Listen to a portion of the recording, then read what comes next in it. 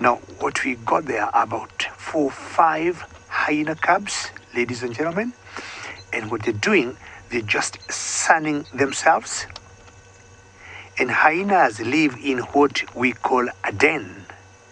And because we follow our animals very well here in the Mara Triangle, we happen to know, for example, the cheetahs, the lions, the leopards, and the hyenas around here. Now, this particular group of hyenas and a group of hyena is called a clan. This particular clan is called the Happy Zebra Clan. We've got so many clans in the Mara Triangle, but one of the largest clans is called the North Clan, but I'm quite a distance from that clan, so I thought I'll swing by here and find out whether we'll be lucky to see this particular clan, and how lucky to have all those cubs out sunning themselves. When I say a den, I say they live like in holes. And those holes are always, should there be a concern, they can very quickly go into the holes and get some cover.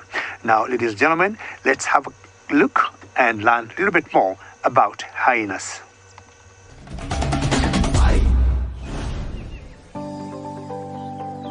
The spotted hyena has a reputation as a sinister, thieving scavenger. This, as we have come to realize, is utter nonsense. Rather, hyenas are highly intelligent, affectionate, and resourceful creatures. They live in matriarchal clans centered around a den. Like a female-dominated village where the cubs play and learn their social place under the protection of a chieftainess and her subjects.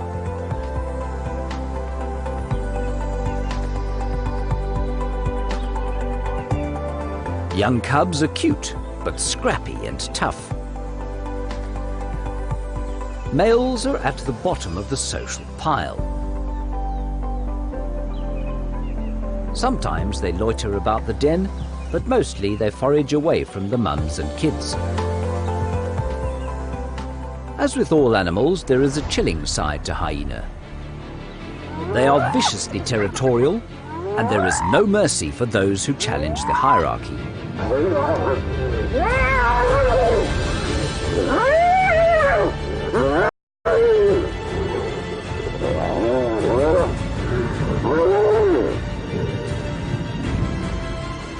Although the clans continue to dispute their reputation as devious scavengers, we are often reminded why they are one of the most feared predators in all of nature.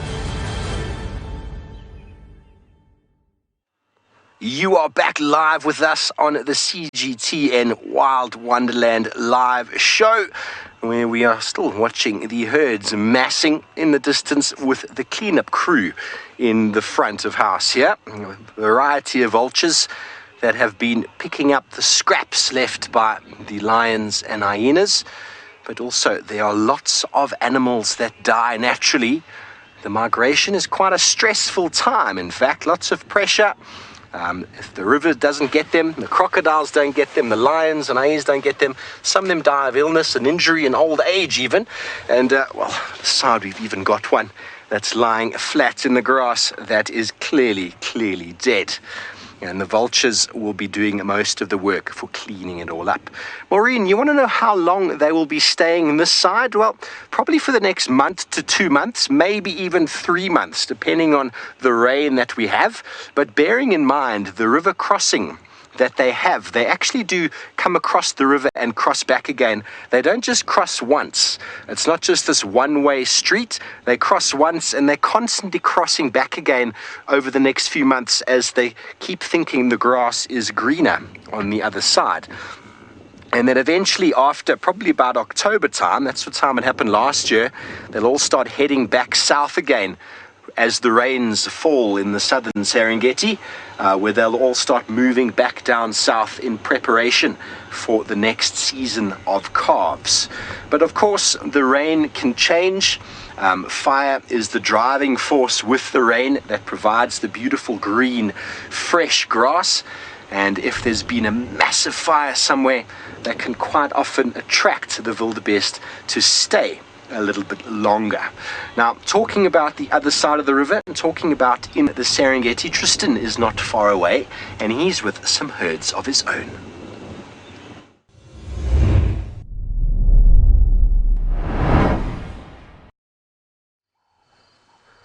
Indeed we are, and it is super exciting to be in the Serengeti in Tanzania and be on both sides of the border where the wildebeest are going. So it's very cool to be able to follow them no matter which side of, or which country they're in. My name is Tristan, as Steve mentioned, and I've got David on camera, and it is a very warm welcome to all of you to this side of the world. You can see we've got a small herd of wildebeest at the moment. This herd is sort of the remaining numbers that are here. Many of the wildebeest have crossed north towards the Maasai Mara at the moment. So they cross over the Mara River that flows east-west, just to the north of where we are currently, and then they head up into the Mara River. But you can see the landscape here is very different to that of the Maasai Mara. It is inundated with these incredible rocky outcrops, and it is an absolutely beautiful part of the world. So Rainbow D, yes, the wildebeest only give birth in the Serengeti. So around February, they head to the short grass plains in the southern part of the Serengeti, and they will give birth in that area. What's interesting is that this year, they actually didn't make it all the way there. Made it only to about the central Serengeti where they gave birth, which is quite interesting, and that's all due to kind of rainfall that takes place. But isn't that just the most magnificent landscape? It really is one of my favorite reserves to spend time in Africa. These big boulders just make the most dramatic landscape for these guys.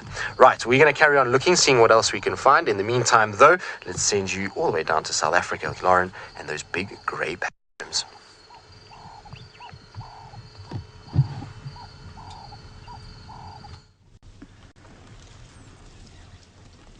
We are still with this herd of elephants, and this little young one here keeps trying to suckle from its mother. It's a very young elephant, possibly even at the year mark, and of course keeps trying to suckle into mummy while mummy is absolutely feeding on all the trees and shrubs around, which is amazing.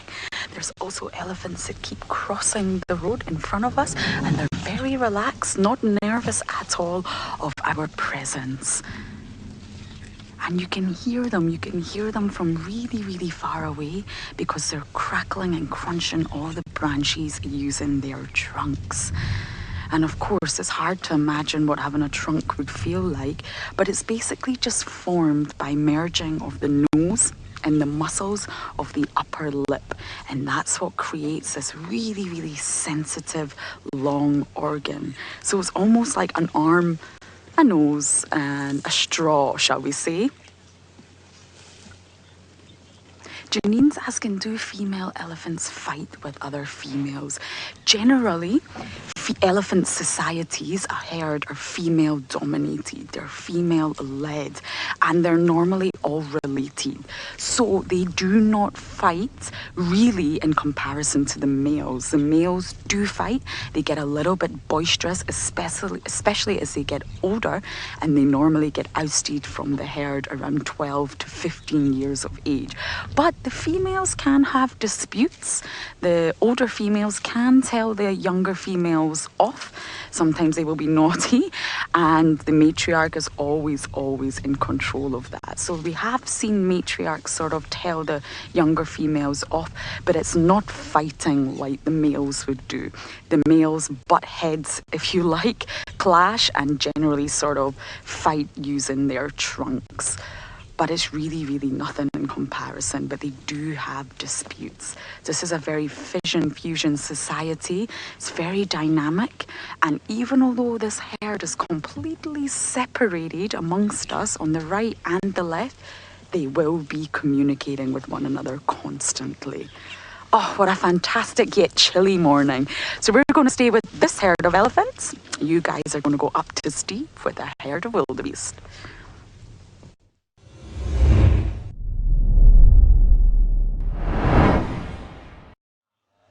The herds are still here, everybody, and well, the sun is shining. It's a beautiful morning in the Mara Triangle, and a beautiful scene right here next to this little drainage stream. And my name is Steve, once again joined by Jean-Andre, and how blessed are we to be experiencing these scenes in front of us over here. I know it's one of those things people come from all over the world to see the wildebeest migration. Of course, the predators and all the other animals that come with it make for some spectacular moments as the animals move through. You can see the massive herd here all grazing on the very green grass. Quite a contrast to down in South Africa where there has been no rain. James, you want to know what it smells like in amongst the herds? Well, when we started with that lioness before, we were actually surrounded by what smelled like rumen stomach content, which is quite a foul, sort of sour smell. There's nothing quite like the smell of an animal's stomach that has been opened, and that together mixed with the tingle of wildebeest droppings all over the place made for a very nice sort of smell in the morning. The wildebeest droppings en masse like this almost smell like a milking shed. If you've